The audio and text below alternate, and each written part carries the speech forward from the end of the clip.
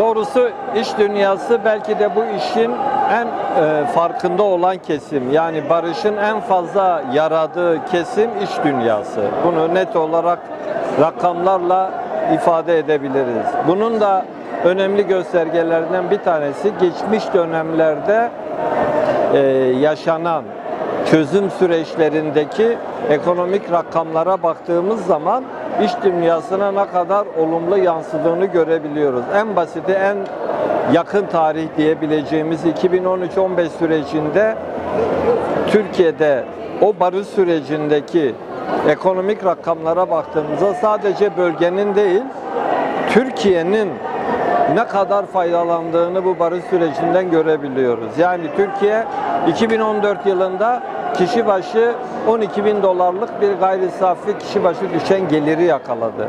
İlk defa yine 2014 yılında 1 trilyon dolara yakın bir gayri safi yurt içi hasılayı yakaladı. Bakın.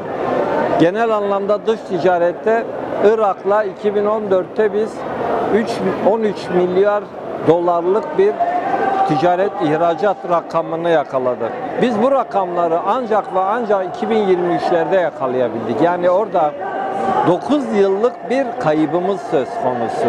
Çözüm sürecindeki bu rakamlar sadece bölge rakamları değil, bakın ifade ediyorum. Türkiye'nin geneli, yani genel anlamda iş camiası barış süreçlerinin ülkeye ne kadar faydalı olduğunu rakamlarla gördü ve ortaya koydu. Çatışmasız ortamın da en fazla ekonomiye yaradığını da net olarak görebiliyoruz. İş dünyasının şu iki mesajı net olarak verip bunun etrafında durması ve bunu Türkiye'de yaygınlaştırması gerekiyor. Nedir bu? Bir, savaşın maliyetinin Türkiye'ye doğru anlatılması gerekiyor.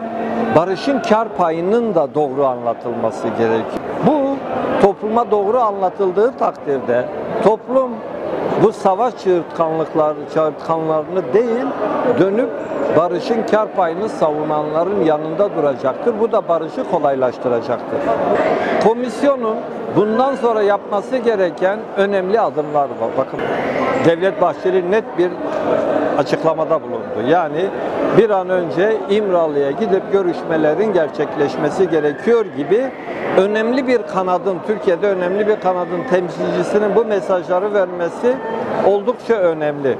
Şimdi bu mesajlardan sonra komisyonun yapması gereken ikinci bir adımı gerçekleştirmek. O da bir an önce İmralı'ya gidip bu görüşmenin net bir şekilde sağlanarak ondan sonra komisyonun atması gereken yasal düzenlemeler, yani mecliste yapılması yasal düzenlemelerle ilgili komisyonlara bir an önce raporları göndermesi gerekiyor. Bu süreçler çok çabuk provoke edilebilecek süreçlerdir. Onun için yapılması gereken süreç için silahtan arındırılmayla birlikte bu silahtan arındırılacak unsurların özellikle hızlı bir şekilde entegrasyonu, gelişlerinin sağlanması, bununla ilgili yasal düzenlemelerin yapılması ve tıpkı bugünkü o Bahçeli'nin açıklamasındaki güven artırıcı adımların siyasetin dili tarafından sürekli tekrar edilmesi. Güven artırıcı adımlar atılması gereken yasal adımlar kadar önemli ve değerlidir. Sivil toplumu, iş camiasıyla, siyasetiyle hızlı bir şekilde adım atması ve taşın altına elini koyması gerekiyor. Bunun iş dünyasına yansıması 7. Diyarbakır Mezopotamya Gurme Fuarı'nda görülüyor zaten. Böyle bir sorunumuz artık yok. 81 vilayetten firmalarımız burada, oda borsalarımız burada ve turizm ve gastronomi noktasında da çok ciddi bir etki analizi, etkisi çok yüksek bir fuardayız. Hükümetimiz gerekli adımları atıyor diye düşünüyorum. Zaten biz 81 vilayette ciddi anlamda kardeş olarak yaşıyoruz. Tabii ki kendi açılarından işte burada bir sorun teşkil ettiğini düşünenler var. Ki ben bu sorunun hiçbir zaman olduğunu düşünmeyenlerdenim. Biz zaten etle tırnağız. Hükümetimiz ve diğer yöneticiler de gerekli adımları atıyorlar. Biz de iş dünyası olarak üzerimize düşen her şeyi yapmaya hazırız. Yani süreç çok olumlu geçiyor ki ben şundan bahsedeyim. Bizim Varto ilçemiz var. Varto ilçemizin tamamen %95'i Avrupa'da yaşayan bir kesim ve tamamen Avrupa finansı. Son bir yıldır bu süreçten ötürü çok ciddi yatırımlar düşünüyorlar. AVM'ler, fabrikalar, bunlar da bizi çok mutlu ediyor. Dediğim gibi süreci biz çok önemsiyoruz. Özellikle iş dünyasına büyük faydası olacağına kanaatindeyiz. Gerçekten bölgemiz, yani Doğu, Güneydoğu coğrafyası çok sıkıntı yaşadı iş dünyası olarak. Ciddi göçler verdik. Göçü verirken de eğitim seviyesi yüksek, ekonomisi yüksek, gelişmiş insanları hep kaybettik. Süreci biz oda olarak çok önemsiyoruz. İş dünyasına da çok iş düşüyor. Yani görev alması gerekiyor iş dünyasının da. Çünkü kentin dinamikleri ticaret ve sanayi odaları, iş dünyası. Yani biz bunu yerelde kendi üyelerimize yaptığımız toplantılarda, bulunduğumuz platformlarda tamamen bunun çok ekonomik açıdan çok ciddi yansımasının olacağını hep belirtiyoruz zaten. Yani biz de üstümüze düşen ne varsa oda olarak, birey olarak biz de üstümüze düşeni yapacağız. Süreç çok kolay bir süreç değil. İnsanların sabırlı olması gerekiyor. Çünkü 40'la yakındır bir savaştı. Her iki taraftan da insanlar ciddi kayıplar verdi. Kimi abisini, kimisi babasını, kimi evladını kaybetti. Kolay bir süreç değil. Sabırla bu süreci yürütmek gerekiyor. Ben o kanaatteyim. Çok aceleci olmamak lazım. Bu ülkede yaşayan herkes el taşın altına koymalı. İş dünyası, siyasi aktörler, normal vatandaş, halk hep beraber bu süreci olumlu yönde yürütmeli. Şimdi iş dünyasına çok olumlu yansıdı ama süreç çok uzadı yani. Bunu en fazla 6 ay içerisinde olumlu yönde bir şeyler yapması gerekiyordu. Yani misal örnek diyeyim yani. Mesela en azından Selahattin Demirtaş bırakması lazımdı. Kayyumların iade edilmesi lazımdı. Hükümetin bu tür adımları atması gerekiyordu. Ama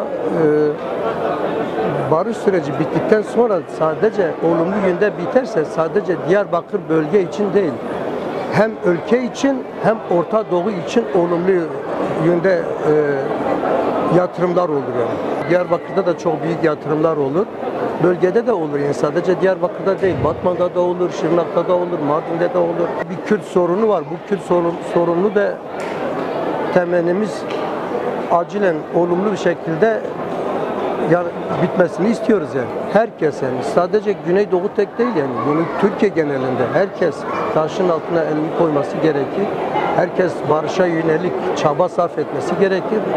Barışı desteklemesi lazım. Sadece Güneydoğu değil, bütün Türkiye, bütün partiler, herkes bunu desteklemesi lazım. Yani bir an önce erken de bitmesi lazım artık. Hani böyle uzarsa 2 yıl, 3 yıla uzarsa bu başarı olmaz yani. Barış sürecini destekliyoruz. Atılan adımların bir an önce atılmasını hem iş dünyası olarak hem bu acıları iliklerine kadar yaşamış Cizre halkı olarak bu acılarımızın bir daha yaşanmaması ve son bulması adına barış sürecinin bir an önce bitirilmesini istiyoruz. Nihai sonucuna varmasını istiyoruz. Onurlu bir barış halkımızın refah seviyesinde olduğu gibi her türlü kültürel ve diğer faaliyetlerin de gelişmesine neden olacak. Ondan dolayı barış sürecini biz ekmek ve sudan daha değerli buluyoruz. Yani bu sürecin başarıya ulaşabilmesi için ilk önce tabii ki şu anda bir silahsızlanma oldu. Silahsızlanmanın sonraki adımı cezaevindeki insanların serbest bırakılması, Kürt diliyle ilgili atılması gereken adımlar, halk olarak, iş dünyası olarak, siyasetçiler olarak. Yani çünkü barış herkes için geçerli. Barış olmayan bir yerde ne ticaret olur, ne hayat olur, ne kültür olur. Eğer biz bugün bu kadar büyük bir etkinliği Diyarbakır'da düzenleyebiliyorsak, bunun bile barışın bir kazanımı olarak ben görüyorum. Çünkü barışın bahsi bile böyle büyük bir etkinlikler oluşmasına neden oluyor. Bugün burada Erzurum'dan, Trabzon'dan, Türkiye'nin 81 ilinden belki en az bir 50-60 tane il burada temsil ediliyor. Bu yarın bir kültürel bir bu ancak barışla olabilir.